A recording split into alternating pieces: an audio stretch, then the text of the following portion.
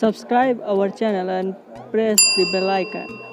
Hello everyone, हमने इससे पिछली क्लास में आव्यूह पढ़ा था, आव्यूह के बारे में जाना था। अब इस क्लास में हम लोग आव्यूह के भेद, आव्यूह के प्रकार पढ़ेंगे। पढ़ना है 36 आव्यूह। 36 आव्यूह। एग्जाम्पल लिख के समझाता हूँ। 1 2 3 5 6 7।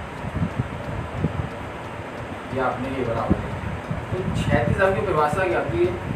जिस किसी आव्यूह में पंक्तियों की संख्या स्तंभों की संख्या से कम हो, पंक्तियों की संख्या स्तंभों की संख्या से कम हो, वो हमारा कौन सा आव्यूह होता है?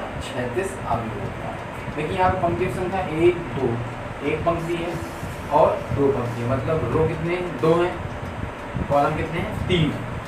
मतलब पंक्तियाँ कितनी यहाँ पे? 2 हैं और स्तंभ कितने हैं? 3। तो हमारे क्या है? 36 आव्यूह क्या हुआ है? जिस आव्यूह में पंक्तियों की संख्या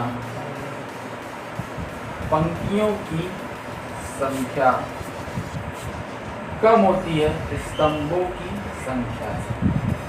स्तंभों की, इसका जनरल फॉर्मूला आप याद कर जाएंगे। किसी 36 आव्यूह में पंक्तियों की संख्या स्तंभों की संख्या से कम होगी तो हमारा कैसा आव्यूह होगा? 36 आव्यूह। अब दूसरा पढ़ेंगे हम लोग, ऊर्ध्वाधर।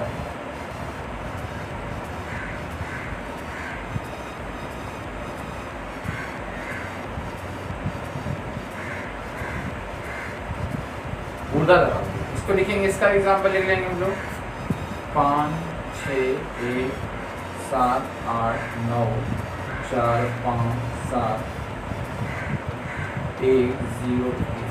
देखिए 36 आव्यूह और ऊर्ध्वाधर, ये इसका अपोजिट होगा। उसमें क्या था? पंक्तियों की संख्या स्तंभों की संख्या से कम थी। यहाँ पर क्या होगा? स्तंभों की संख्या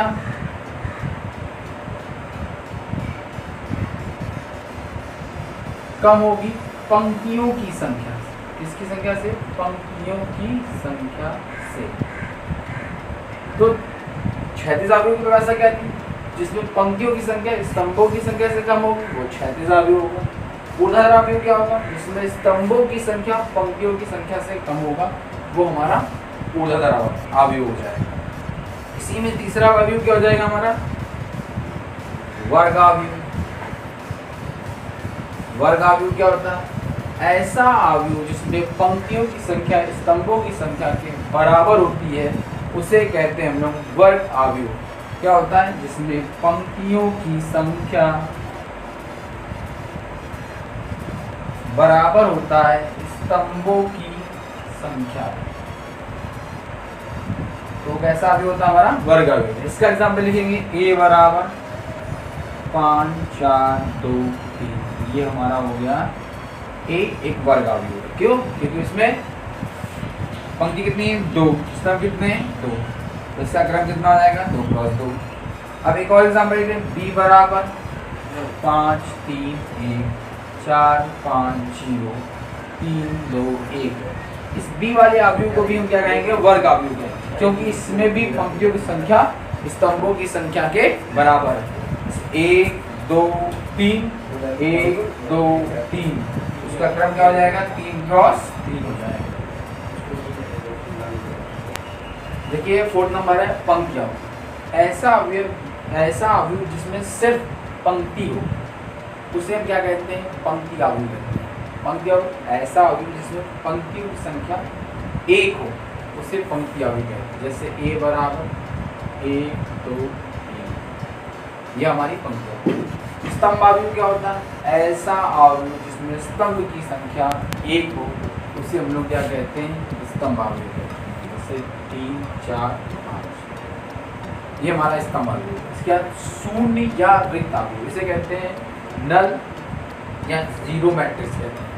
ऐसा आव्यूह जिसके प्रत्येक अवयव शून्य होते हैं, उसे हम लोग शून्य या रिक्त आव्यूह कहते हैं। जैसे एग्जांपल, a बराबर 0 0 0 0 0 0 और 0। ये हमारा हो गया शून्य या रिक्त आव्यूह है। 7 नंबर में इकाई या तत्समक आव्यूह क्या था? इसे कहते हैं हम लोग आइडेंट्रिक मैट्रिक्स कहते हैं। आइडेंटिटी मैट्रिक्स कहते हैं इसे। जैसे ए बराबर होगा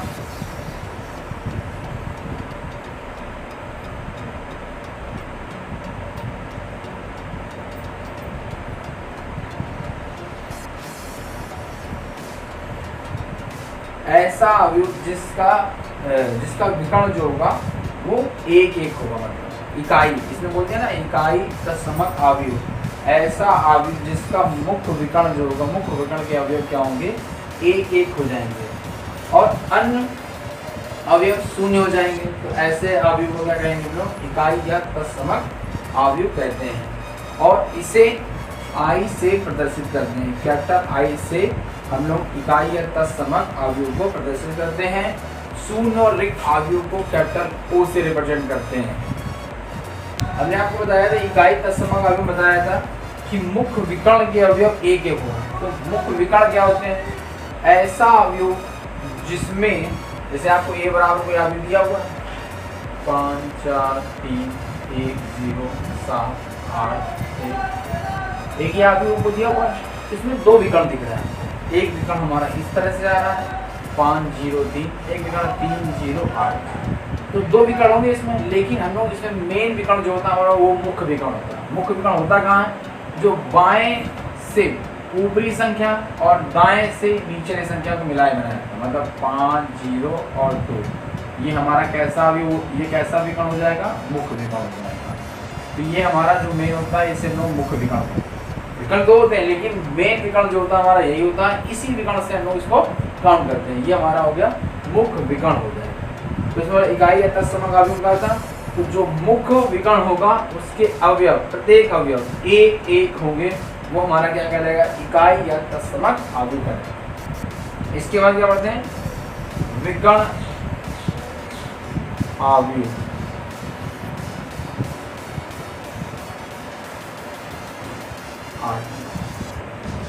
इसमें क्या होगा, ए बराबर ऐसा अवयव जिसका मुख्य विकर्ण के अवयव हो, बाकी अन्य अवयव शून्य हो। मुख्य विकर्ण के अवयव 2 0 0 5 नहीं 0 3 0 0 0 1। तो ऐसा अवयव जिसका सिर्फ मुख्य विकर्ण के अवयव ये होंगे और अन्य अवयव क्या होंगे, शून्य होंगे। तो ऐसा अवयव क्या कहलाएगा, हमारा विकर्ण अवयव कहलाएगा। और हमारा इकाई अवयव भी हमारा कैसा अवयव होता है, विकर्ण अवयव होता है।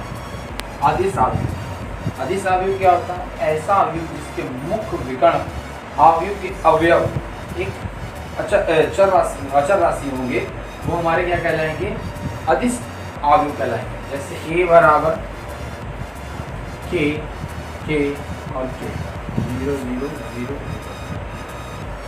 या p बराबर 1 2 3 0 0 0 0। मतलब ऐसा अवयव जिसका मुख्य विकर्ण के अवयव को छोड़कर शेष अवयव हमारे शून्य होंगे, वो वाला अवयव हमारा क्या कहलाएगा, अदिश अवयव कहलाता है। अब इसके बाद 10वां आता हमारा उपसम अवयव क्या कहलाता है। ये ऐसा अवयव होता है कि जब आपको कोई बड़ा अवयव दिया होगा, मतलब उसमें कुछ पंक्तियां या कुछ अवयव हटाकर शेष बचे अवयव को हम लोग उप अवयव कहते हैं। जैसे आपको ए बराबर दिया हुआ है 3 4 5 6 8 1 2 3 4 5 6 7। तो उसने कहा ए बराबर एक अवयव दिया हुआ, उसमें कुछ पंक्तियां और कुछ स्तंभों को हटाकर बचा वाला अवयव जो होगा हमारा क्या कहलाएगा, उप अवयव कहलाएगा, उप अवयव। जैसे देखिए हमने ये पहला रो और पहली कॉलम को हटा दिया, तो हमारा एक अवयव बच गया b बराबर 1 2 3 5 6 7। तो ये जो b होगा वो a का कैसा अवयव होगा, उप अवयव हो जाएगा। तो उसने बताया क्या कि कोई एक अवयव दिया होगा, उसमें कुछ पंक्तियां या स्तंभों को हटाकर शेष बचे अवयवों से बनी अवयव को हम लोग क्या कहेंगे, उप अवयव कहते हैं।